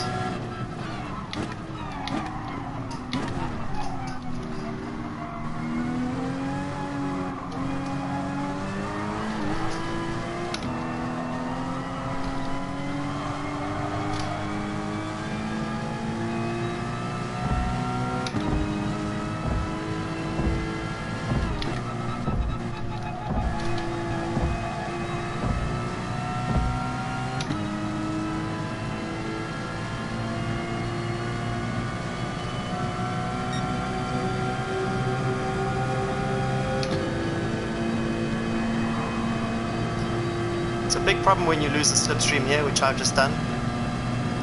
You have no hope of getting it back. How do we recover from this little debacle?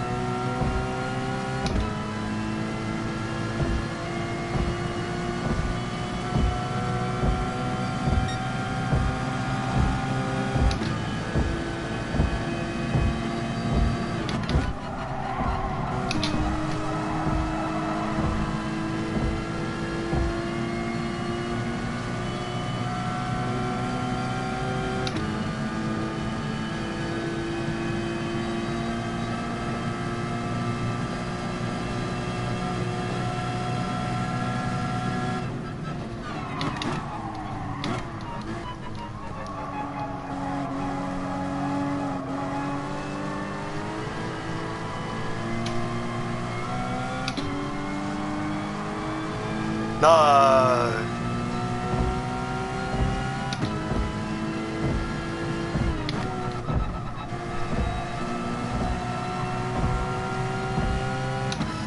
No! No, no, no!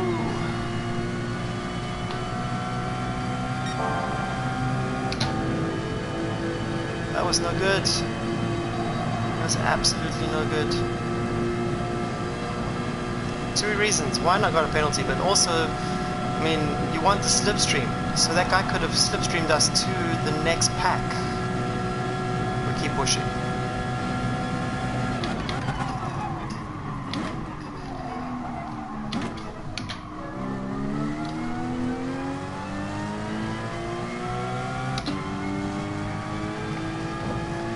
Keep pushing.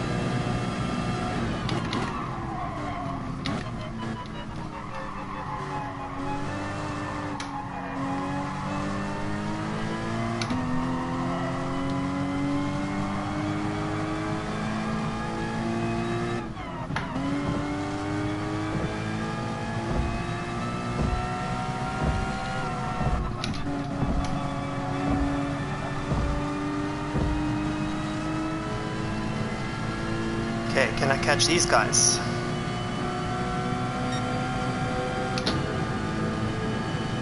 Fuel consumption is so. I mean, I have 10 laps to go with 10 laps of fuel remaining. Okay, so it's going to be tight.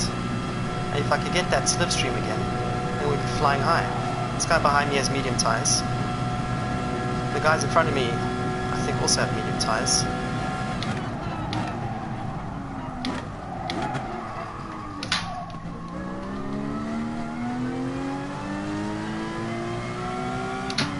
Braking for that hairpin requires a little bit more finesse, David Peril. I'm getting 0 tire wear on these things.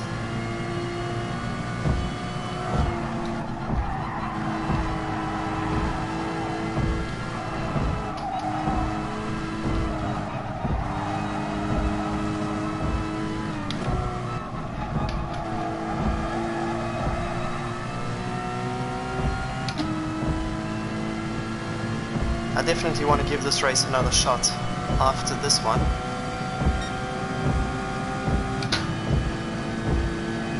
Because I think we can get a good result. Just need to get the qualifying strategy not shit. And then we can start a little bit higher up and in a slipstream.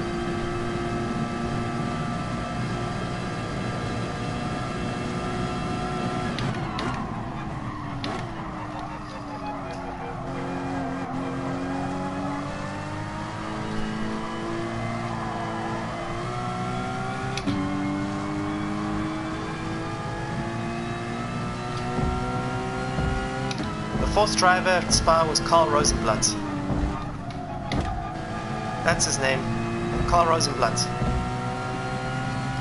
And he's a Nordic driver. He's either from Sweden or I think he's Swedish, yeah. So I managed to pluck that out in the middle of this race. Shows you where your mind goes. I can't quite tell because I haven't been looking at the delta, but I think I was catching these guys. Come on, David! Get closer. 3, 2, 1.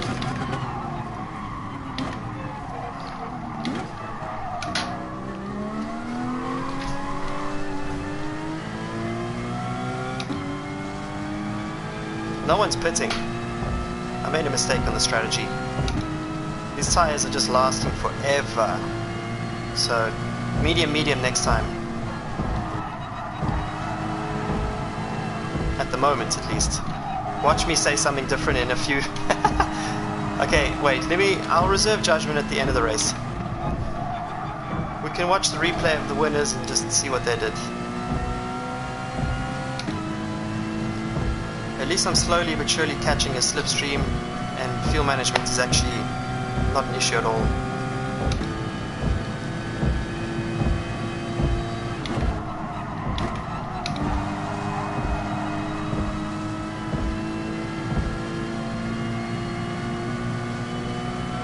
I need to be in 1 second to catch these blokes. We do have a 10-second advantage in knowing what the other guys pit with, I think.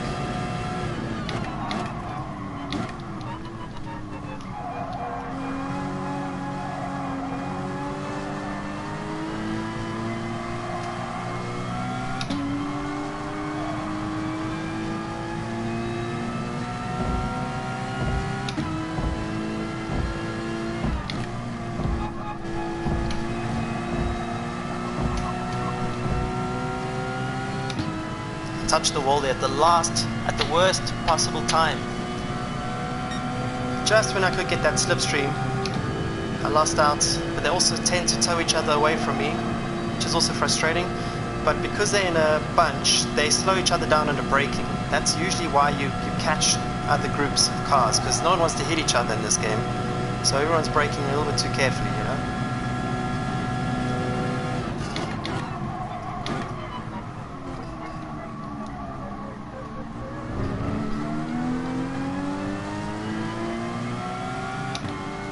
Okay, so everyone's on mediums. Here comes the massive undercuts. Damn, I couldn't see what they stopped on.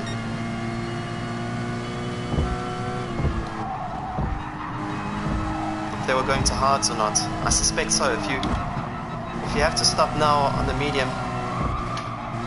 Oh my god, the understeer.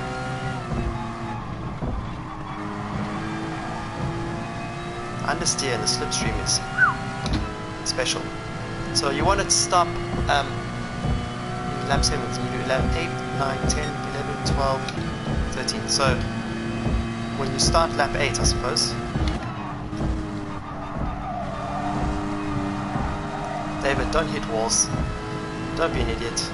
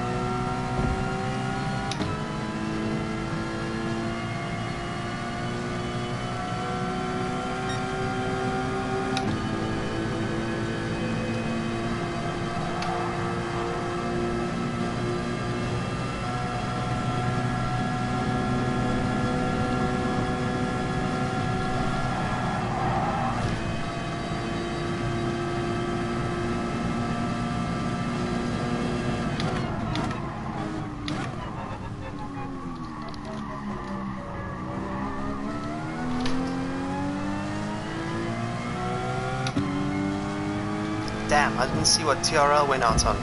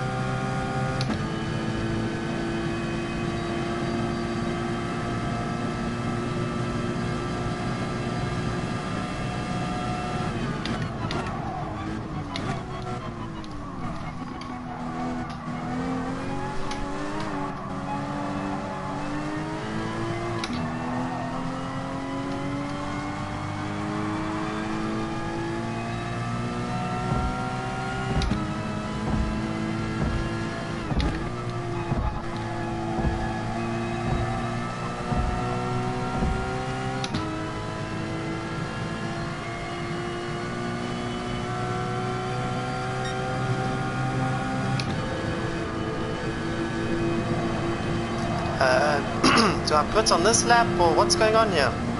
Which lap do I put on?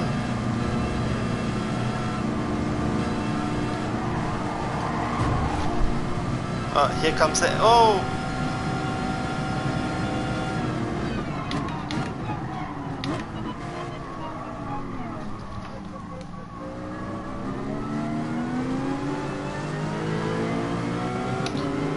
I suppose the next lap was too late, yeah?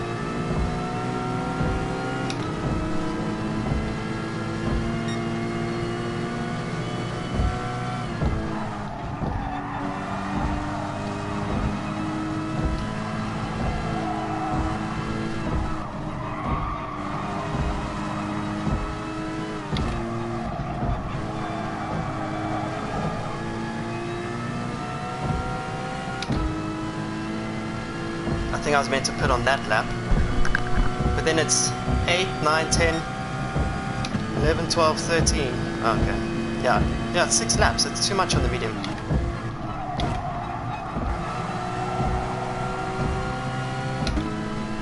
GTP Twizzy, that wasn't my fault, bro. You went for the banzai. Couldn't make it work.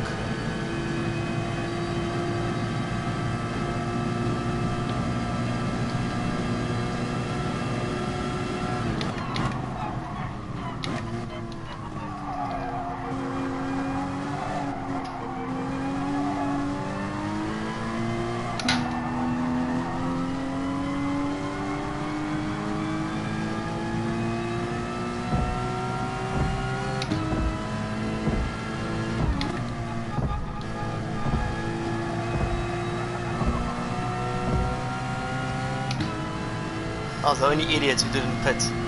So I'm gonna come out in a melee. That undercut lap is the most important lap in a race, because you can't really do much on the last lap. Even if you have slightly better tires than the other person, it means nothing. The overlay on the undercut lap is so much greater that it's best to just stop then.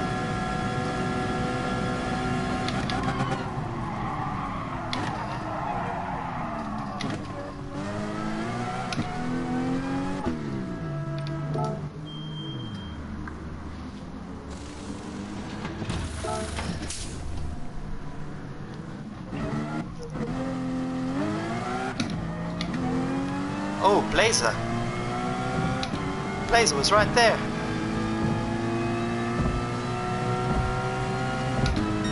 A little bit short on fuel, FYI. But my race is between these two, so...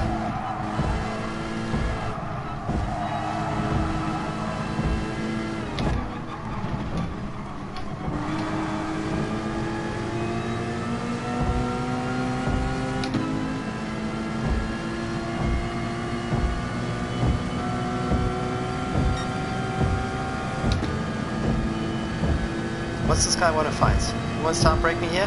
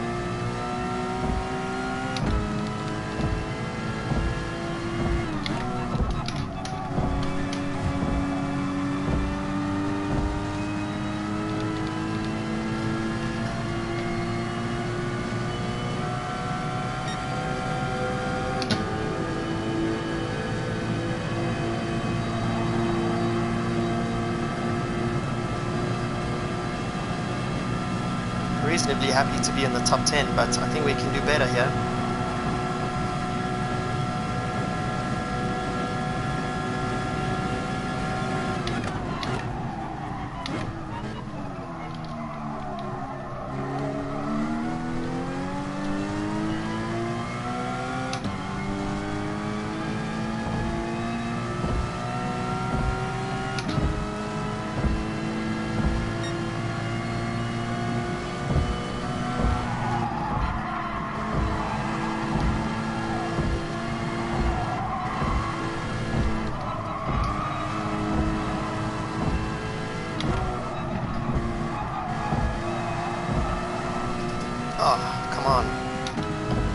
punch a wall. Come on, David. Come on, David. Push, push, push, push, push. 200 mils short on fuel.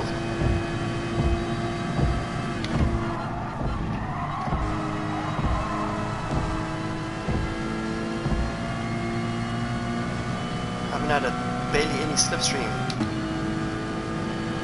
Damn it. Indian food just barks and he's going to pull Blazer away from me. None of this is ideal.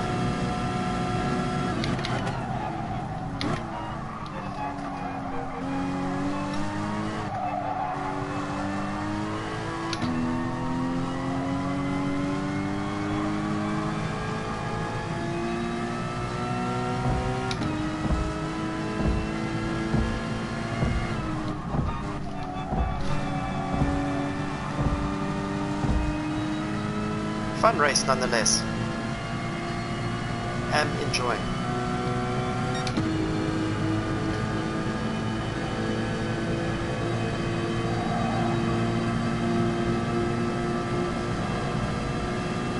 Just a bit stressed about this fuel consumption.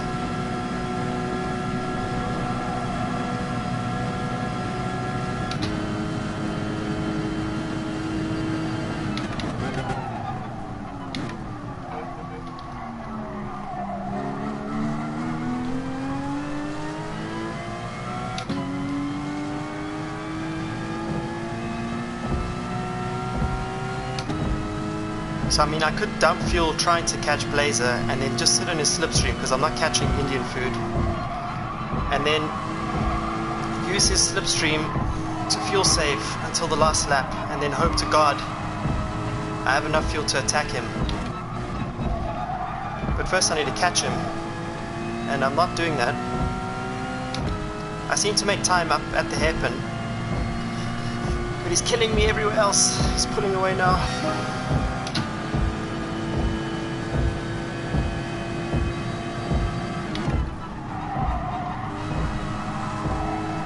Oh, mistake! Mistake!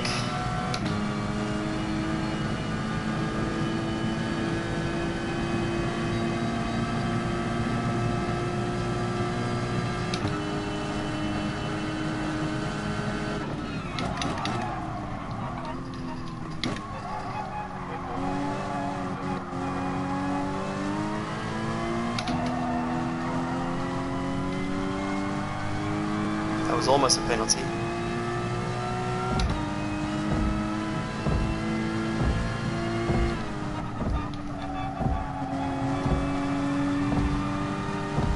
Okay, I'm where I want to be. I'm in the slipstream. We have literally 2.5 laps to go, even though this sector is in a weird place. I'm just gonna sit here and lift off a bit, go lean. Sit at full lean, short shift to 6th,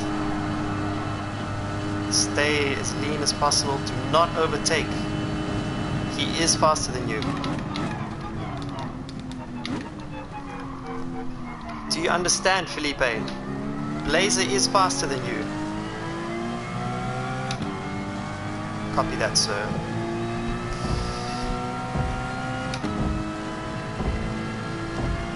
We're almost on target.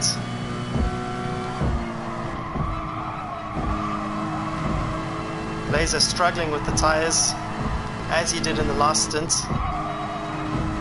Guy does not like his understeer. Then again, I hate understeer too, so we might talk. And he's better than me in the last corner. But I think... Okay, I just need to stay as close as possible for this lap. The slipstream has saved my fuel consumption. Big time. I'm just gonna flow here, try and stay as close as I can, and then hairpin on the final lap. David, don't mess this up. Do not mess this up. Lift and coast.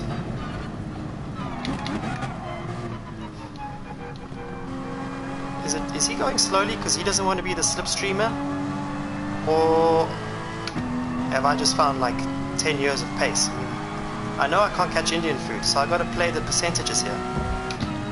I can only gain one more position, but at the same time, we've got Captain Crunch behind us, who's catching. Oh, come on, man. Oh, I'm going for it. I'm going for it, and I am just going to have to defend like crazy going into the final lap, which I kind of know how to do. So here we go, ladies and gentlemen. David has gone for another gamble, knowing full well that this is not the right strategy.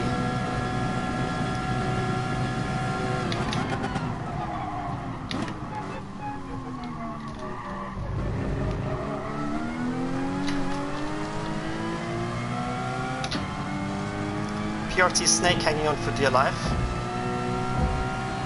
So that's P4. There's only aliens in front of me, just by the way. And we have GTP Twizzy, who is an alien. He's behind us, and he did a bit of an oopsie in the last before the pit stops, or just after his pit stop. Oh.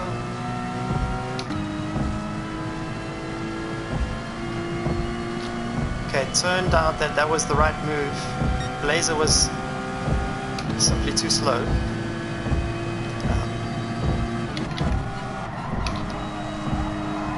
Don't know what happened to PRT over here, but it shows you if you take the Super GT route, you can still salvage a result. The Super GT route is always to just be safe, avoid trouble. I know I got a 0.7 penalty, but I'm managing to salvage something out of this. Out of this terrible qualifying position. Where were we? P12 or 13? Or were we last? How good was the comeback? Because I've forgotten where we qualified, which is a common mistake of mine. I think PRT is on fuel saving. Either fuel saving or tire saving. I don't know what the hell's going on here.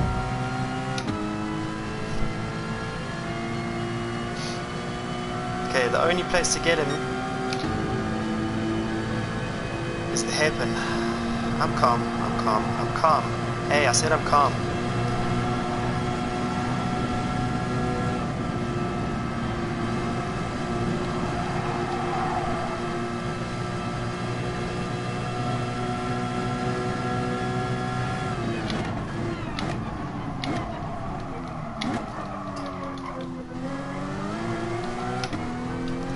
Little block pass, ladies and gentlemen. Just stay as close as you can to the guy in front. Through the corner, get as close as you can to him so that you can block him on the exit. The closer you are to the car next to you, not in front of you or behind you, but the car next to you, the more control you have over what they can do. And that was pretty good. Okay, we missed out on the podium. Fine, fair enough. Lost 5 seconds. So I don't quite have the race pace to match the guys in front, but I'm very happy with that.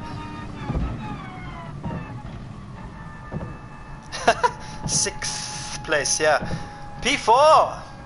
Yes, another good result. We had 2 good results today.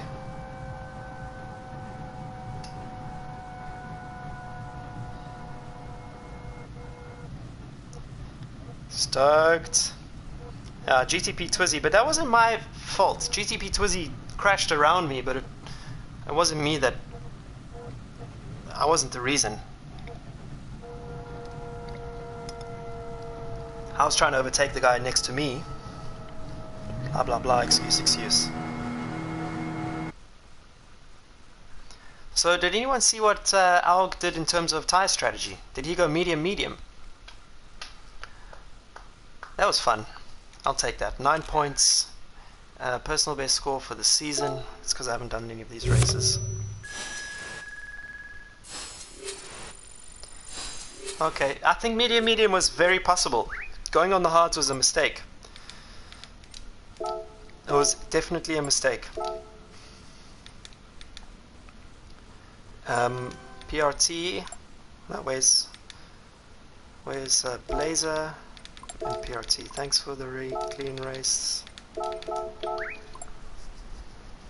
TRL, you're a machine.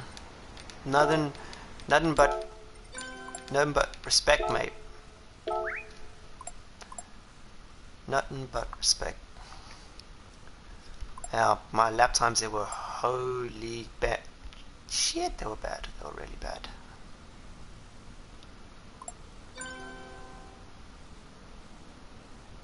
GTP Twizzy is out of here, ladies and gentlemen.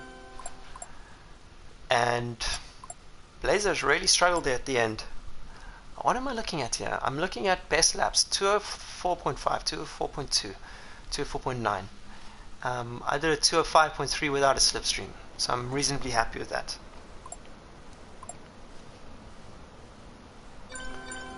I think if I went medium, put it on lap 6, and then just try to survive the final lap, I could have maybe, just maybe, challenged for P3, but not. That's with hindsight. So for me, it doesn't really matter. I almost maximized the result without any practice. So that's it, guys. That's almost 2 hours of streaming. I hope you enjoyed the storytelling with the karting. I hope you enjoyed the racing. I hope you learned something. I will be back, I think, on Saturday, maybe. I'm going to go to the Autosport Awards on Friday. Tomorrow got lots of work, so I won't be streaming tomorrow, but maybe Saturday for the FIA, the next FIA races. So thanks for watching, and I will catch you in the next one. Oh yeah, please visit my website, davidperel.net/sim. Subscribe, like, share, do all those things. Let's get this channel growing. I love sharing with you guys. I have an ego. I would like more viewers. That would be super sick. But you guys have been awesome so far. Thank you for so many comments. Catch you in the next one.